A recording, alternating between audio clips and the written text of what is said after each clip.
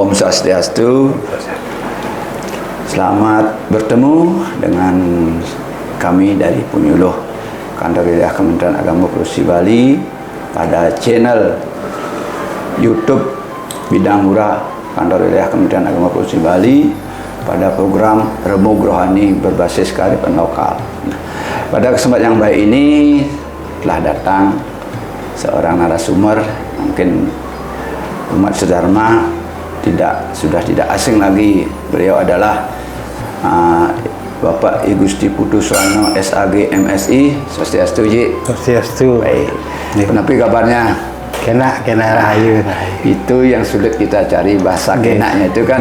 Itu yang paling mahal kita yang ada di dunia. Yang itu yang sulit yang kita. Nah, terima kasih atas kehadirannya pada kesempatan yang baik ini. Di sini kan banyak terjadi suatu fenomena dalam kehidupan kita, khususnya dalam hidup beragama, dan tidak terlepas dari kearifan lokal setempat kan gitu ya. Nah, di Bali ada istilah suatu pelanggaran yang dilakukan tidak sesuai dengan kodrat alam. Nah, ada bahasa juga istilah-istilah itu dikenal ada dengan kata-kata pemali. Nah, pada kesempatan sampai ini lah itu yang ingin yang remukkan sama Haji. Apa sih? Bagaimana pemali itu? Nah, itu yang pertama sebagai pertanyaan. Silakan, Ji. Baik. Pertama kita lihat dari kata pemali. Pemali itu adalah suatu istilah yang digunakan untuk menyampaikan apakah itu yang dilakukan oleh umat, terutama umat Hindu di Bali, ketika dia itu melakukan sebuah pelanggaran atau mengingkari aturan-aturan dari yang diwariskan oleh leluhur itu sendiri.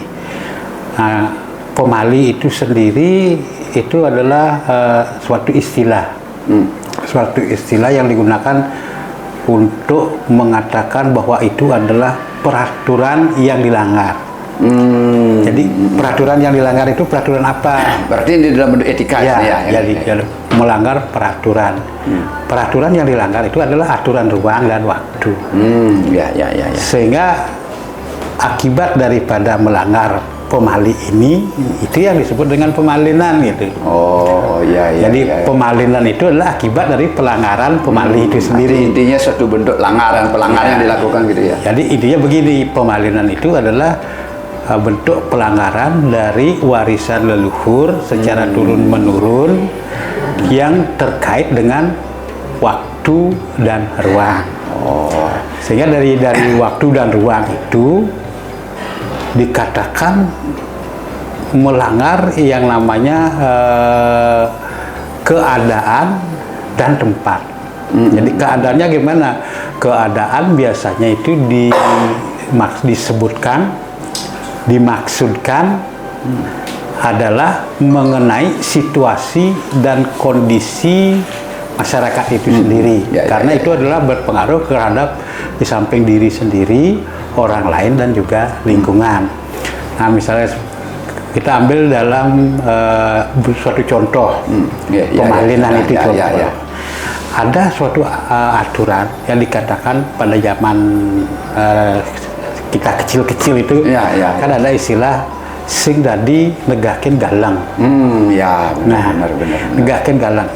Artinya kita tidak boleh menduduki bantal. Kenapa tidak boleh menduduki bantal? Karena bantal itu adalah tempat bersandarnya kepala. Jadi tempat bersandarnya kepala. Berarti itu sudah mengacu pada tempat kan? Tempat. Kemudian waktunya itu. Nah, pada saat waktu kita menduduki bantal itu adalah waktu kita tidur.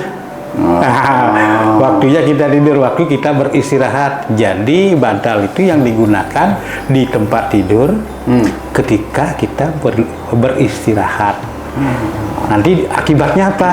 Akibatnya bisa dikatakan bisa bisul. Nah, kenapa dikatakan bisa bisul?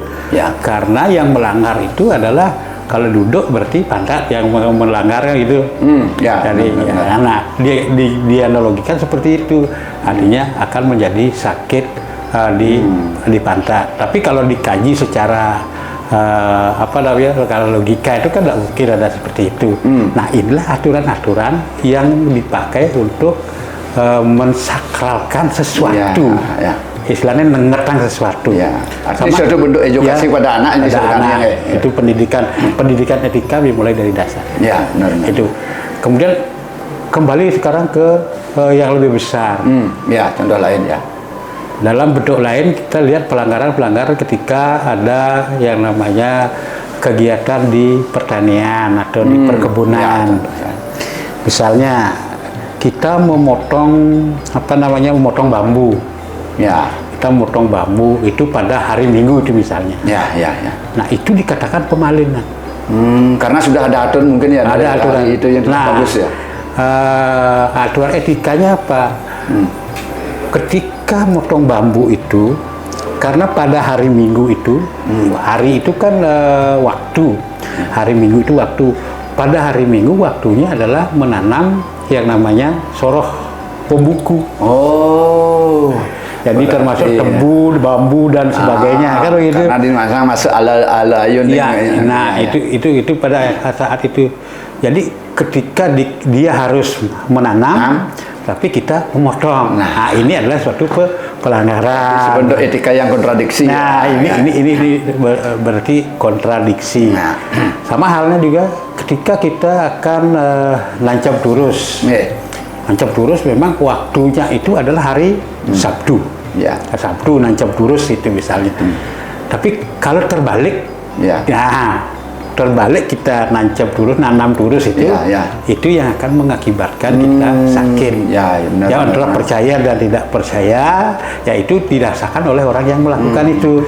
Tapi sering yang saya dengar ya, Haji, kita kadang-kadang melanggar waktu itu seperti yang Haji bilang itu, ada satu yang memang sering terjadi dan berdampak keras, yaitu nanam sesuatu pada saat Kajang Kliwon itu ya jadinya itu yang pada saat Kajang itu ada tempatnya, ada istilahnya waktunya itu Kajang, waktunya Kajang. Yang ditanam itu bukan menanam yang dilarang di sana, itu tidak bawes gitu. Jadi menancapkan sesuatu gitu. Tapi dampaknya juga kadang-kadang bisa jadi gitu dampaknya. Termasuk macak tembok, kalau di rumah tuh ngelait, masang light, itu juga akan berpengaruh pada yang melakukannya itu adalah suatu pelanggaran. Tapi bagaimana caranya sekarang agar itu tidak dilanggar kan begitu sekarang. Nah, contoh lain lagi ketika kita dalam upacara yajna.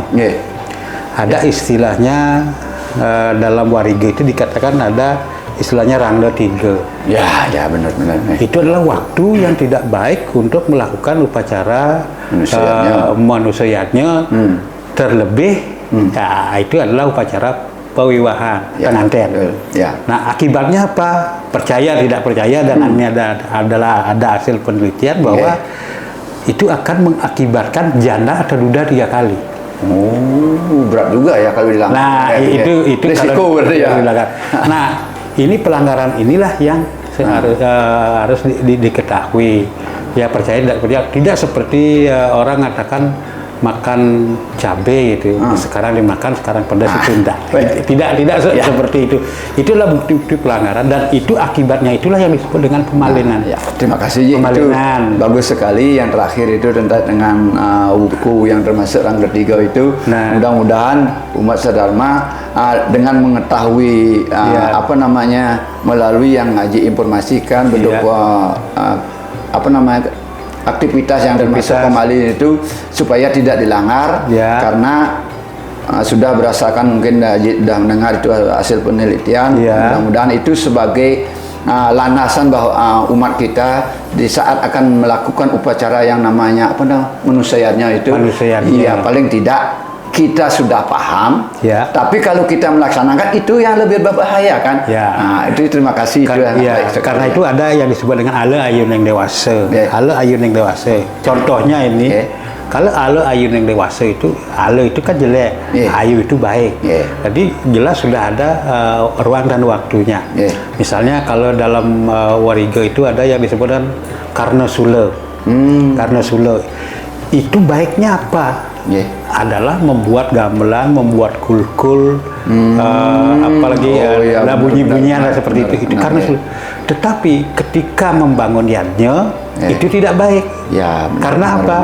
Karena akan terjadi percekcokan yang menyakitkan telinga gitu. Artinya dalam hal ini waktu nikah ada baik dan buruk. Pasti untuk mencarikan suatu bentuk keseimbangan dalam nikah hidup ini kan ya. Ada juga yang disebut dengan geni rewarna. Kalau geni rewarna itu baiknya dalam untuk apa? Untuk bakar bakar genteng. Tapi tidak baik untuk memasang atap. Terutama ngerabin pohon itu misalnya, itu akan mudah terbakar. Itu iya. Artinya suatu bentuk pelanggaran yang kita lakukan itu dimasukkan pengaman. Gini juga sering dia dengar adanya kalau pohon-pohon itu masuk ke lingkungan kamar itu. Nah, itu ada istilah pemalian, takutnya dibilang nggak benar kayak gimana? Ada istilah pemalian karena dia itu melanggar ruang dan waktu, kembali itu melanggar ruang dan waktu. Jadi ruangnya kenapa? Dia itu tidak semestinya tumbuh di sana. Berarti itu tumbuh di sana, itu akan menjadikan nyakit. Kapan waktunya? Waktunya ketika dia itu besar, itu akan merusak, menyakiti begitu. Tidak hanya itu, dalam bentuk ucapan juga. Dalam bentuk ucapan, kalau kita misalnya memprovokasi, kemudian menghujat orang itu juga termasuk pemalinan itu. Nah, itu juga termasuk kita. Berarti banyak sekali ya langkah-langkah yang harus kita lakukan atau atur-atur yang harus kita ikuti supaya tidak terjadi bentuk pemalinan itu. Nah, sekarang kan jika sudah banyak terjadi pemalinan itu, kalau karena didasarkan atas emosi seseorang kan bisa jadi gitu ya. Atau contohnya yang namanya yang bilang itu tadi melanggar hukum untuk tidak boleh manusianya karena terbentur waktu. Mungkin banyak umat kita kan sekarang terbentur waktu kerja di luar gitu. Dia makanya dipaksa karena pada saat itu saja dia punya waktu. Nah mungkin sekarang ini ada nggak strategi pemungkasnya, artinya tapi wasannya ke cari jalan keluarnya itu solusinya. Jadi solusinya begini, dalam lontar Bamo Kerti dikatakan ada di sana disebut dengan pemunah pemali. Pemunah pemali itu otomatis itu adalah dengan cara selain permohonan maaf itu di Bali ini kita kan selalu menggunakan upacara dan upakara sarananya itu adalah pembantanan seperti itu. Di sana itu tentu ada yang namanya caru. Dan caru itu sendiri artinya adalah penetralisir. Jadi dalam Bamo Kerti dikatakan salah satu contoh kalau pemalinan diakibatkan dari salah menanam, itu akan mengakibatkan sakit bangkiang, senut-senut begitu misalnya. Itu menggunakan nasi kojong. Nasi kojong itu salah satunya ya. Nasi kojong nasinya itulah menggunakan entip. Entip tahu entip? Kerak itu. Kalau di Jakarta kerak. Nasi kering. Nah, setelah itu diisi bunga, kewangen dan sebagainya itu dengan lauknya itu bawang jahe dan garam. Nah, kemudian diisi uang kepeng. Diisi uang kepeng itu ditaruh di sudut barat daya. Kok barat daya aja? Barat daya. Ya benar. Kajakah waya bieu di waya bieu. Barat daya. Karena itu ada pelanggaran daripada tanaman. Jadi kita mohon maaf kepada Dewa Sangkara yang berstana di. Berarti ini tidak terlepas dari laut itu. Di barat laut ini ya tidak terlepas ya. Ya karena beliaulah yang menjadi pemegang, menguasai tumbuh-tumbuhan itu. Berarti Dewa Sangkara. Karena itu inilah bentuk ekoteologinya. Jadi ekoteologinya itu tanam-tanaman dikuasai oleh Sang Hyang Sangkara.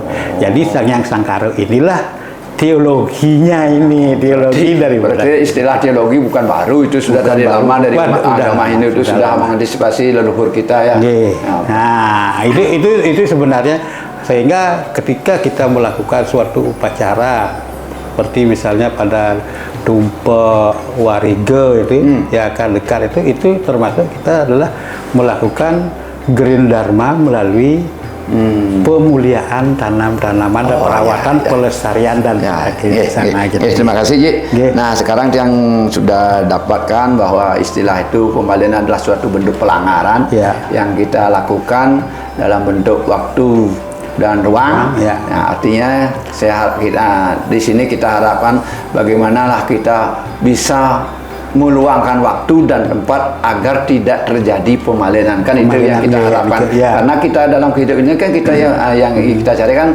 keharmonisan dan kedamaian. Ya. Ya umat sedama, ya mungkin itu pada kesempatan yang baik ini yang dapat saya obrolkan dengan narasumber Pak Gusti Putuswana Suksmoji telah menyampaikan secara gamblang bahwa pemalinan itu adalah merupakan suatu bentuk pelanggaran yang kita lakukan secara etika karena sudah ada aturan-aturan tertentu yang harus kita lakukan dalam kehidupan beragama. Marilah kita sadar dan introspeksi diri. Jika memang sudah ada waktu yang baik, tempat yang baik, marilah kita laksanakan sesuai dengan aturan tempat dan waktu yang ada. Mungkin itu yang saya sampaikan pada obrolan rohani pada saat ini. Saya Wayan Winaja, penyuluh Kantor Wilayah Kementerian Agama Provinsi Bali.